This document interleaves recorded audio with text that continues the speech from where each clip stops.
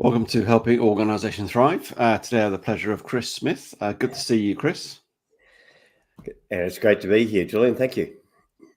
Yeah, good to have you. You are an author, you're a leadership specialist, you're a senior lecturer and an aviation counsellor with decades of senior managerial experience in aviation. You now champion leadership, engagement and mental health programs with organisations globally.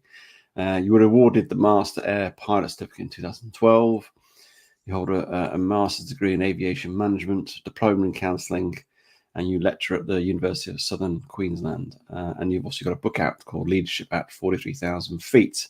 And today we're going to be exploring the human side of organisations, how to be more influential in your organisation as well. But before we get into that, Chris, I'd like to ask you, what do you love about what you do? Oh, Julian, I really love the fact that I'm contributing to society. That's how I feel right now. I've always felt through my career that what I've done matters, and it does. Of course, when you're in the airlines, when you're an airline captain, for example, as I have been, you're highly responsible, and what you do matters. What I'm doing now, I think, even matters more because I deal with the human side, and I have been for the last 15 years or so in the mental health field and corporate engagement. So now that I've actually finished my active flying career, I've dedicated what I do to that field and working with people, individuals and organisations. And I really feel, hopefully, that I'm making a difference. That's what I really enjoy. And we're talking about the human side of organisations, and I'd love to get your perspective from your experience in the airlines of how that manifested from your perspective, but also how important it is to value the human side of an organisation. Julian, it's absolutely crucial, and most certainly through my own walk of life, I really need people to open up to me if things are going well, but if they're not going well, I really need that. So in organisations, we have the hardware, the software, and the people. But if we don't get the people side right, you're never going to get the absolute peak performance from your organisation as well. So we are seeing, certainly in this country, a decline in the desire for purely commercially oriented leadership. People are wanting more. And I think it's more than just a post-COVID reaction, Julian. People want more depth and they want more meaning to their work. They want to go to work for a reason and for a greater reason. And the truth is, if we give them that, if we stand for something, you'll get 100% performance out of them as well. It's not mutually exclusive. If we don't give that, if we're just purely pushing profits and share prices all the time, what we'll get is what I call the minimum plus. What you get is often people who will commit, of course, and very well, but you're never going to get 100% commitment from them. In fact, you'll never know what 100% commitment is because we'll never have seen it. And moreover, the staff themselves may not know what they're capable of either because they haven't been given the opportunity. And obviously focusing on the human side, we know that it does matter. We know it creates engagement. We know it creates that creating purpose and meaningfulness, creates that engagement. What kind of leader, this sort of tilting towards more being aware, what sort of things do they need to think about? I mean, obviously just saying the human side sounds it's quite a big thing to think about. What sort of things need to focus on to make it a reality, I guess? The number one ingredient for me, in my experience, and what I've witnessed in working with people at all levels, Julian, is humility. The superpower actually is humility. And that's what I look for in executives, managers, and leaders at all levels of the organizational chart, because we have leaders everywhere. They don't all want to be the CEO, but they are leaders nevertheless. But what they have is humility. And if we've got genuine humility, that is power in actual fact. Now, I use that word carefully because it denotes some other things, but it is very influential. Because if we are humble, genuinely, we encourage other people to open up to us on a personal level and professional level. They will tell us what's not going right. They'll tell us what is going right. They'll also tell us everything we need to know without fear, and they will feel totally respected. And one way of doing that, Julian, is to ask. Even if we think we know the answer to a certain issue, some question, asking continually and obtaining their input and gathering the information. And that's what being a really good captain and leader and manager is. That shows immeasurable respect for people. That is my recommendation for a superpower, if you like, and being on the front line as much as possible and making what affects your staff affect you. Make it overtly affect you at the same time. Then they will feel totally respected and safe, totally safe. Yeah, and I think humility and being humble, it feels sometimes in a leadership position sort of counterintuitive. And I know going back 4 years ago in sort of COVID time, when I talked to a lot of leaders, and they always felt they needed to know the answer. They needed to be able to lead, because that's what they're there for, to lead the organization, lead the team. And actually being in that place of sort of being humble or vulnerable or not knowing, it's okay, because that's why we have people around us. That's why we have a team, isn't it? That's why we have those different sort of perspectives. So I think it's important to get to that place. And from your experience, whether it's your own personal experience or what you've observed in others, how do we get to that place of that sweet spot of being sort of humble in that leadership? What sort of things do we need to think about, and how do we sort of make steps towards that?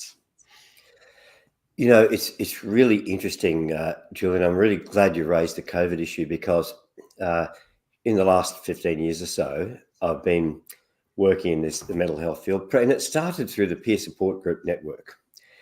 And for many years, we developed those peer support groups, particularly in aviation and elsewhere, but through here in Australia, Japan, heavily, and Singapore. But what I thought there was something sort of missing, that I couldn't quite put my finger on it. And I thought that, well, then it dawned on me that all the information we were learning was wonderful, but it should be for everybody. There should be no secret here. So then I changed the way our forums occurred. And so this is now a large part of what I do in organisations. So the forum became an open forum, and I invited anyone who wanted to come along, and gently obliged the heads of departments, including the CEO, who came along. And we went from 25 people to 100 per meeting. And then we discussed, with no status in the room, the daily things that are cause a degradation in engagement, morale, mental health. And they were not the usual things, the anxiety and depression, of course, they would be discussed, and how we look at those things and deal with them. But it was the causal factors, things like exaggeration in the workplace. It can be harmless, it could be completely deceitful, it can be very harmful, and other issues like that. And it was really a case of self-awareness more than anything. So what we did then, and is those groups that were initially limited to just beneath where someone could be making a decision on someone, so a management role, an examining role, something like that. The first group would be limited to just beneath that, maybe up to a trainer level, broadly speaking. And then we'd set up another group above that for the people above that. Then we do a pulse check on the organisation, say down the track, a year or two, to make sure it really could work together, so that there'd be complete objectivity, no conflict of interest, those sorts of things, the maturity. And my recommendation to all organisations I work with now is for all leaders, or anyone who aspires to leadership, to spend 12 months with that group. That way they really know what's going on the front line, how to handle it, and then they take that up with them. So those working groups and those forums then form the basis of the promotion, if you like. So then the people take the culture up with them. So we were affecting the culture from below. So, and even for people, Julian, who were not predisposed to that sort of thing, they really weren't that enthused about that. Well, for them, it's really important they go, because what they do is they learn, even if you like, some mechanical methods, and they will improve and they will gain some influence. And as a matter of fact, I draw a parallel to, say, going to a foreign country and not knowing the language, but at least trying to speak the language, because generally the locals will really respect the fact that you're having a go. So, and what I've witnessed is, for those people who didn't have a reputation as being particularly warm or engaging, or whatever you might describe, they were respected for having a try, and so you've got betterment anyway. So that's a large part of what I do now, to work with organisations to do that. So yeah, the culture doesn't have to always start at the top, because often the top doesn't know how to do it, Julian. They don't. So, but the people, the staff, the masses will tell you. They'll indicate it. You'll learn it as long as you're in there with them.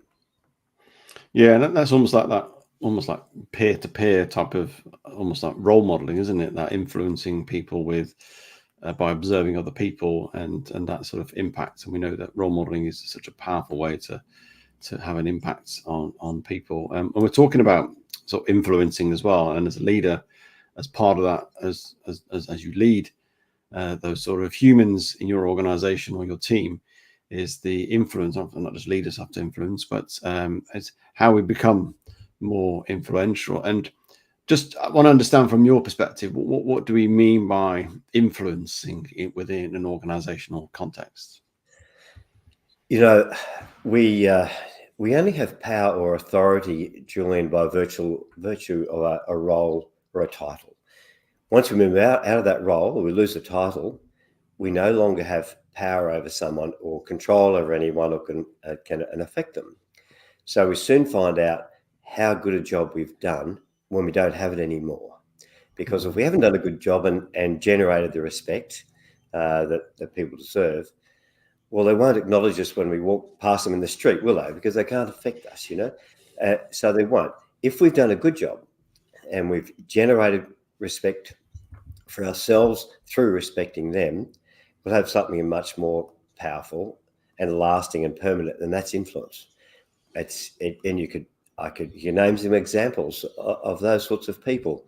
I would say to you, just off the top of my head, Barack Obama. Let's take Barack Obama, for example. Whether we agree with his politics or not, he doesn't have to be the president anymore. He's just Barack Obama. Mahatma Gandhi, you look at them.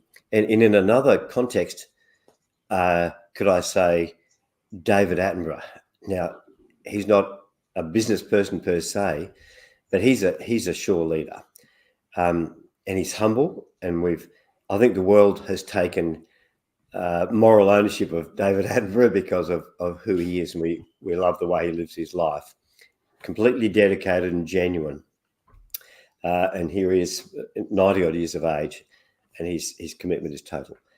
So I think really that's the reality of it. We often we wear a mask behind a title or a role that we may have, but people will respect you far more if you just drop that mask. You still may have that title, right? But to lower that mask and be real, honestly, and that's all people want.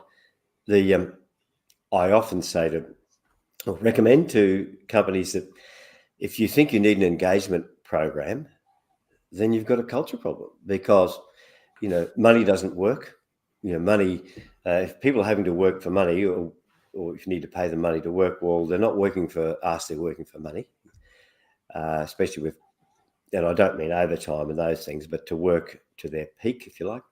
And prizes don't work either, because if you've got say a cynical workforce, then often they'll just think you're trying to buy their loyalty. So you've got to work on the culture, and that's always the manager-staff relationship, always. And that was the case for me with all of the countless flight crews I worked with, Julian. Honestly, I really needed them to tell me fearlessly when things weren't right, and I want the whole lot. And it's the same in business. And how do we? And I'm not talking as almost that leadership sort of title. I agree that that creates a sense of natural influence, but without that, what have you found in your own experience, whether it's in your an airline pilot or people you've observed? What are the sort of advice do you give to people to sort of create that influence that goes beyond your title and your position?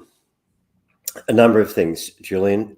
I always worked as much as I could where my crew were, because I spent a lot of time in the head offices as well. But my office was actually pretty well in with everybody else. We would hold, and so a few practical things that we would do. We'd hold what I call a general lunchtime meeting, Julian. That meant everybody brought their lunch, and we sat at lunchtime with a whiteboard, and we all went around what was going on with our work, what it actually is. And I would say to them, but please, if you've got a task that's going to take you 3 weeks, please don't try and please me and say it's 2. I want the truth. It's okay. It's all right. And also that just, that people do make errors.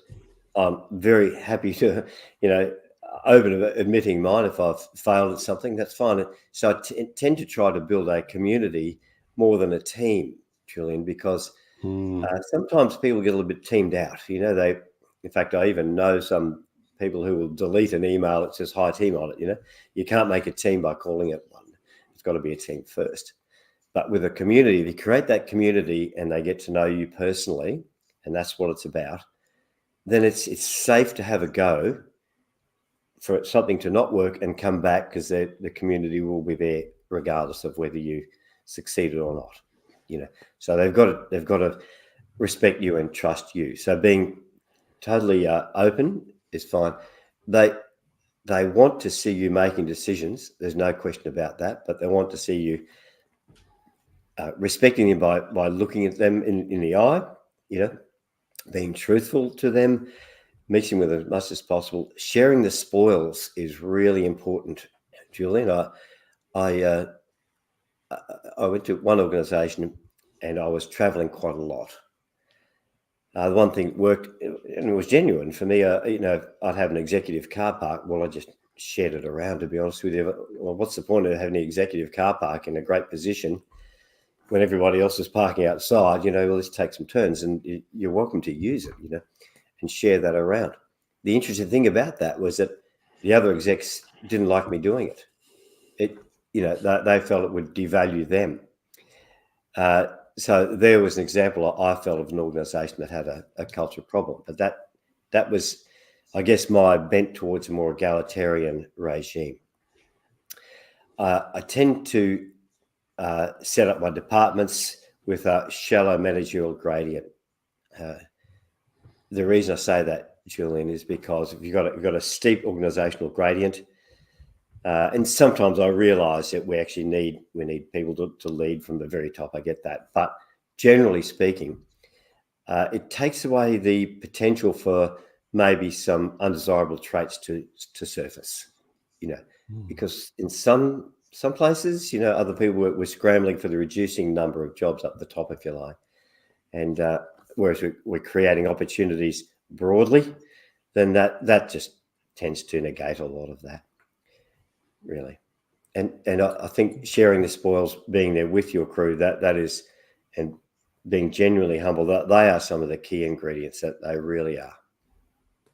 And it's interesting you use the word community. Having that community perspective just changes everything from being team to community, because community, you share things, you're there for each other, you're on the same level in that sense. And I think just that change of perspective, actually, I quite like that, rather than just thinking this is my team and this is our community. And it just, that inference just does something with us, doesn't it?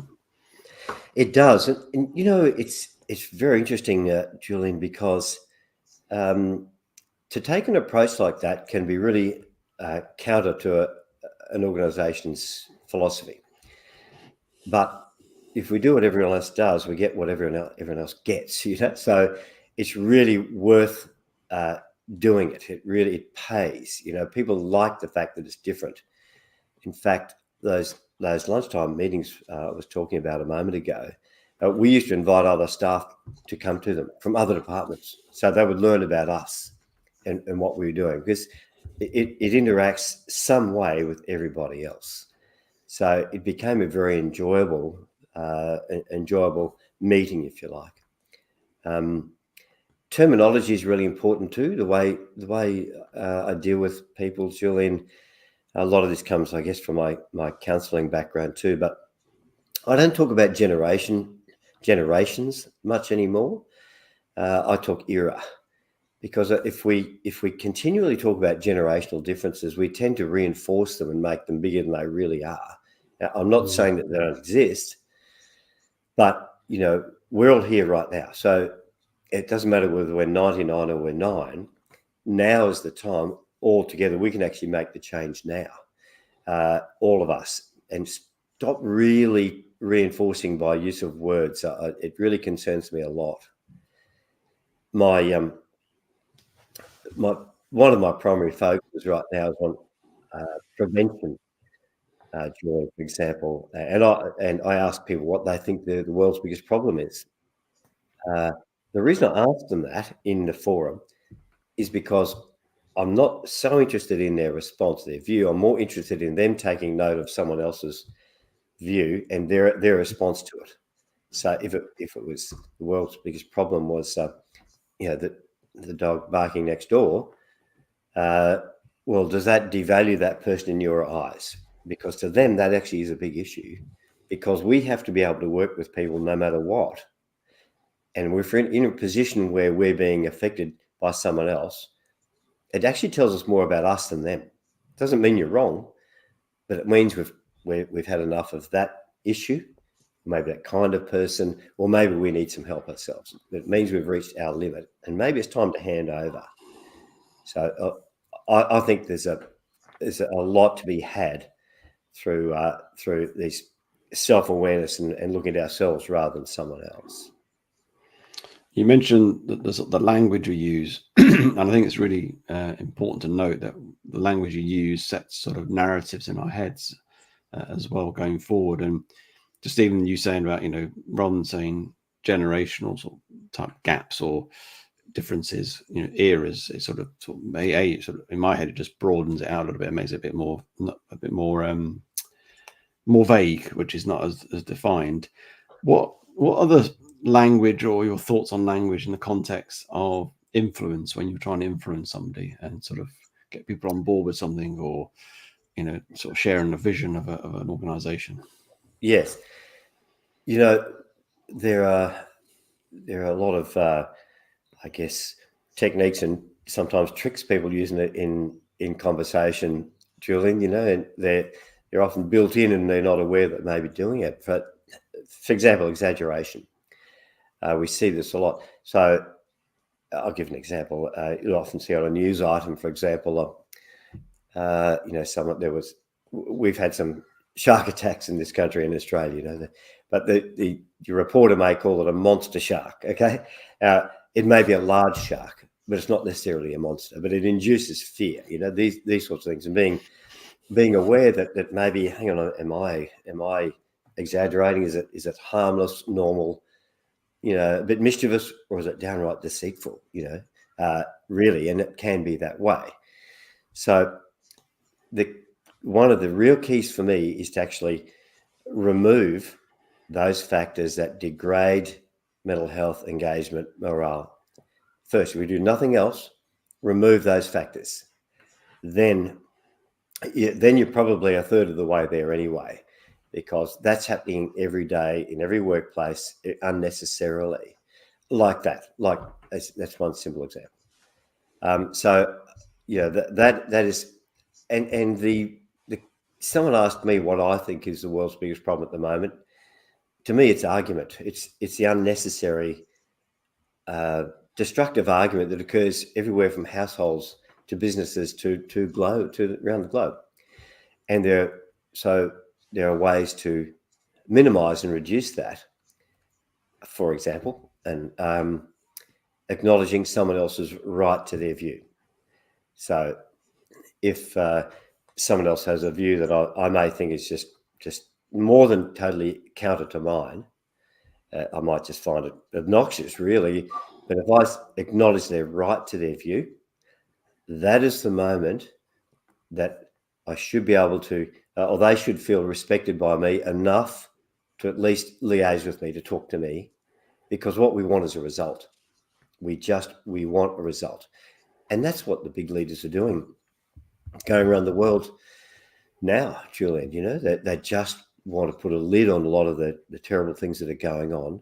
They know that they can't change it, you know, not yet.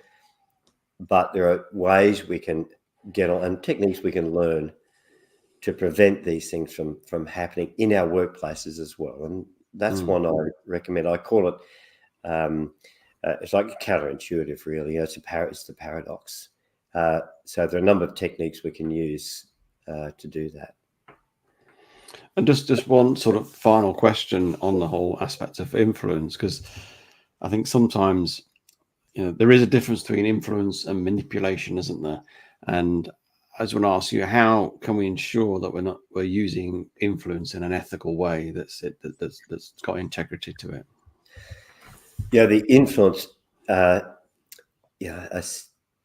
think the difference between management and leadership, true leadership, is that the true leader stands for something, and that they become even iconic leaders. They stand for something, not just profits and share prices. But that something has to be something that the staff value. If they don't value it, it doesn't matter, you know. So therefore, that influence has to be to that aim, that has to be acceptable, if you like, to the masses, to your staff. They'll tell you what that is. You know, you talk to them, they accept that. So the influence has to match. It has to match. It has to match what they feel is of value to them. And that's always much more than just profits. And if you do that, of course, you're going to propel your business through the hard times as well, because they're coming to work for something way, way more than just the bottom line. They really are. Well, thank you for your time today, Chris. Thank you for your insights. Thank you for the sort of stories you've been sort of sharing as well. If people want to sort of get in touch with you, connect with you, what's the best way of doing that? Oh, thank you, Julian. Yes, my website is aculturalleadership.com. I'm on LinkedIn and Facebook, and the book is available through all the good bookstores, which I'm very pleased with. So I'd be very happy to hear from anybody, Julian. It's been a delightful time. Thank you very much for talking with me. Yeah, well, thank you for your time today.